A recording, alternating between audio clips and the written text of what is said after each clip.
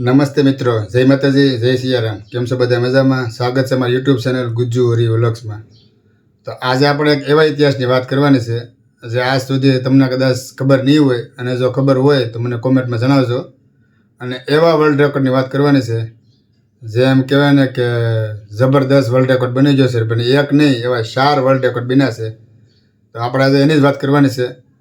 તો વિડીયો શરૂ કરી એ પહેલાં દરેક મિત્રોને વિનંતી કે તમે ચેનલ ઉપર પહેલી વખત આવ્યો હોય તો ચેનલ સબસ્ક્રાઈબ કરી નાખજો, અને વિડીયો પસંદ આવે તો 1 લાઈક કરી નાખજો, અને તમારા મિત્રોને પણ વિડીયો શેર કરી દેજો, જેથી કરીને એ પણ વિડીયો જોઈ શકે અને ઇતિહાસ અને વર્લ્ડ રેકોર્ડની માહિતી મેળવી શકે.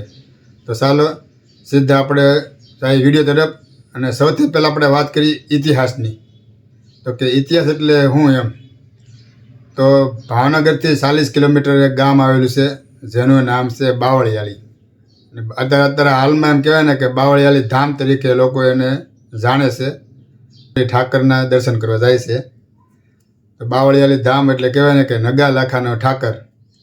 તો આપણને વિચાર આવે કે નગા લાખાના ઠાકર શા માટે? ખાલી ઠાકરનું કહીએ તો ન ચાલે.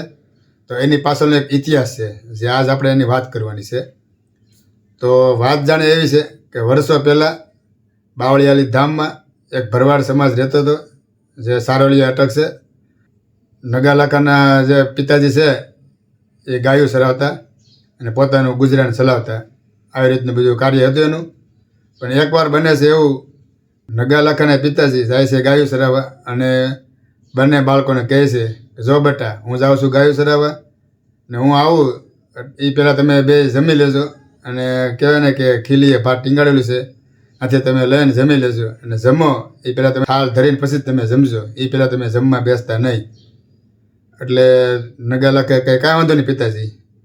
એટલે પછી બપોરનો સમય થયો અને કહેવાય ને કે જમવાનો સમય થઈ ગયો. એટલે પછી બે બાળકોએ કીધું કે ચાલો આપણે જમી લઈએ. એટલે બે બાળકો જમવા બેસે, નગા અને લાખા બે જમવા બેસે.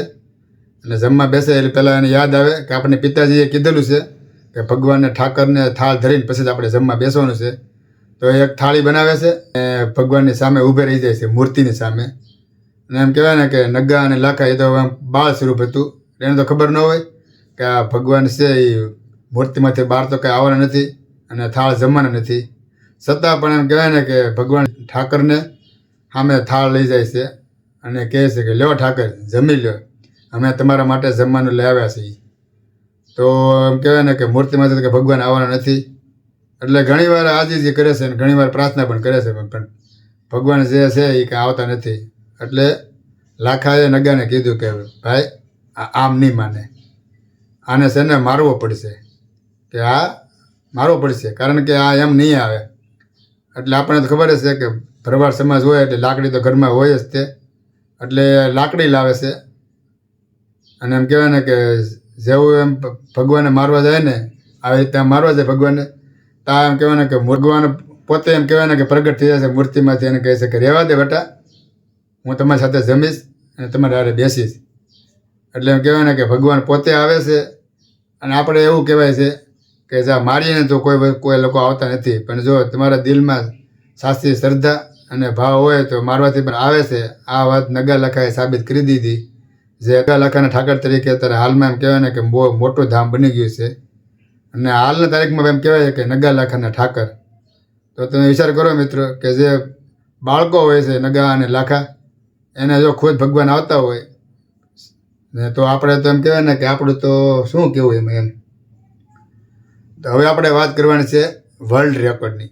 તો એવા તો કયા વર્લ્ડ રેકોર્ડ બની ગયા છે જેની વાત કરવી પડે એમ? તો કે હમણાં 8 દિવસ પહેલાં બાવળિયાળી ધામમાં એક જબરદસ્ત એમ કહેવાય ને કે ઉત્સવ ઉજવાનો હતો, જેમાં એમ કહેવાય ને કે અલગ અલગ કાર્યક્રમ હતા, સંતવાણી હતા અને એવા બધા ડાયરા હતા. અને ભગવત સપ્તાહનું પણ આયોજન હતું, જે આપણે કહેવાય ને કે ભગવત સપ્તાહના કથાકાર એવા રમેશભાઈ ઓઝા, જેનો આ કથાનું શ્રવણ કર્યું હતું. અને જબરદસ્ત એમ કહેવાય ને કે કથાની વાણી પોતાએ પીરસવી હતી. અને હવે વર્લ્ડ રેકોર્ડ એવો બનાવ્યો છે કે પહેલાં વર્લ્ડ રેકોર્ડની વાત કરી દઉં તમને કે 22 ફૂટની વાંસળી. જી હા મિત્રો, 22 ફૂટની વાંસળી બાવળિયાળી ધામમાં આવી છે. જોકે મારી પાસે એનો ફોટો કે વિડીયો નથી, નકર તમને હું દેખાડી દઈશ સ્ક્રીન ઉપર, પણ વિડીયો નથી. આવી એક વાંસળી જબરદસ્ત બાવળિયાળી ધામમાં આવ્યો અને એમ કહેવાય ને કે વર્લ્ડ રેકોર્ડ બની ગયો છે. આવી વાંસળી તો એમ કહેવાય ને કે હજી સુધી ત્યાં નથી આવી. તો હવે વાત કરી બીજા વર્લ્ડ રેકોર્ડની. તો બીજા વર્લ્ડ રેકોર્ડ એટલે વાત જાણે એમ કરીએ કે વિશ્વની સૌથી મોટામાં મોટી અગરબત્તી હોય તો તે છે બાવળિયાળી ધામમાં. અને આ અગરબત્તી ઓલમોસ્ટ એમ કહેવાય ને કે 3 મહિના સુધી સખત જગ્યા કરે ને એવી અગરબત્તી છે. આની પહેલાં એક અગરબત્તી આવી હતી, તે આવી હતી અયોધ્યામાં, જે 108 ફૂટ બનાવવામાં આવી હતી. અને ત્યાર પછી બાવળિયાળી ધામમાં અગરબત્તી આવી, જેમ કહેવાય ને 111 ફૂટ લાંબી અગરબત્તી હતી અને 3 મહિના સુધી સખત જગ્યા કરે આવી અગરબત્તી.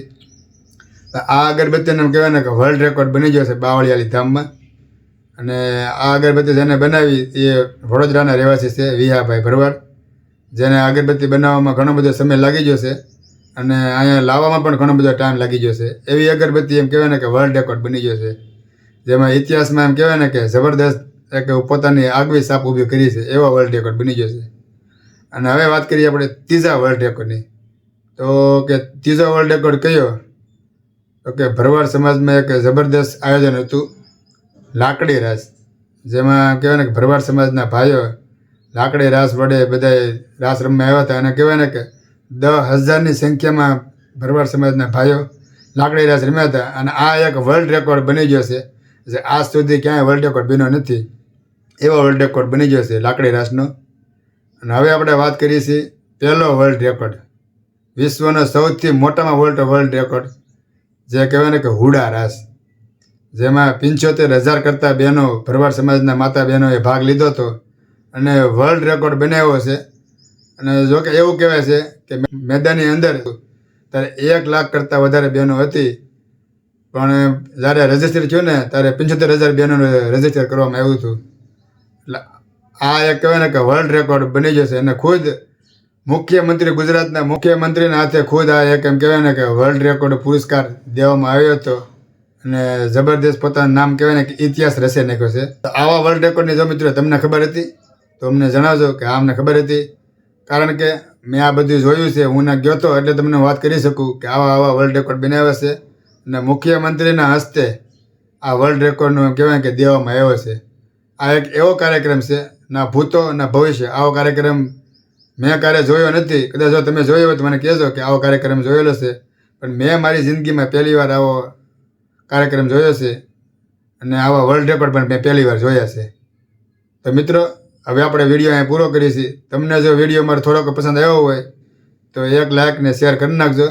તો પછી આપણે પાછા મળશું બીજા વિડીયોમાં. ત્યાં સુધી સ્વસ્થ રહો, મસ્ત રહો, જોતા રહો ગુજ્જુ હોરી વ્લોગ્સ. બધાને જય શ્રી કૃષ્ણ.